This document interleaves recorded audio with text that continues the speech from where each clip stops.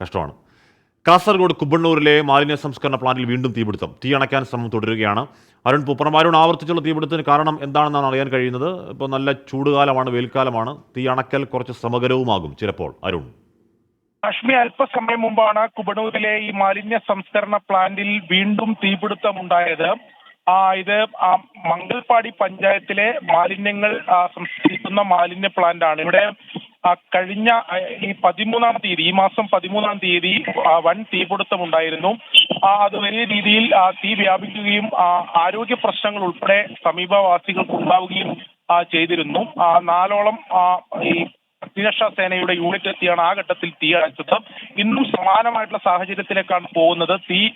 ഈ മാലിന്യ പ്ലാന്റിലെ ഒരു വശത്ത് നിന്ന് ആണ് തീ പിടുത്തമുണ്ടായത്. പിന്നീട് ഇത് വ്യാപിക്കുന്ന ഒരു സാഹചര്യം ഉണ്ട് എന്നതാണ് അവിടെ നാട്ടുകാരിൽ നിന്ന് നമുക്ക് ലഭ്യമാകുന്ന വിവരം.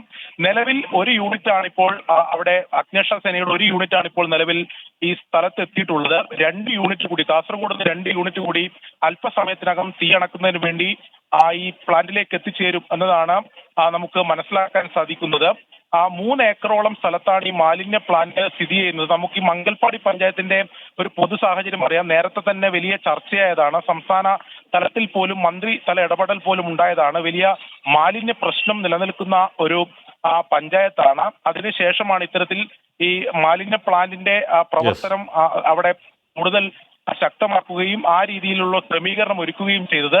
ആ മാലിന്യ പ്ലാന്റിലാണ് തുടർച്ചയായ 2ാം തവണ ഇപ്പോൾ ഈ മാസം തീപിടുത്തത്തിന് മുന്നിൽ ബാഹ്യ ഇടപെടലുണ്ടോ എന്ന കാര്യമടക്കം പരമൂർത്തടക്കമുള്ള സംശയങ്ങൾ ഉയർന്നതാണ്. ഉറപ്പായും അത് പരിശോധിക്കേണ്ടതാണ്.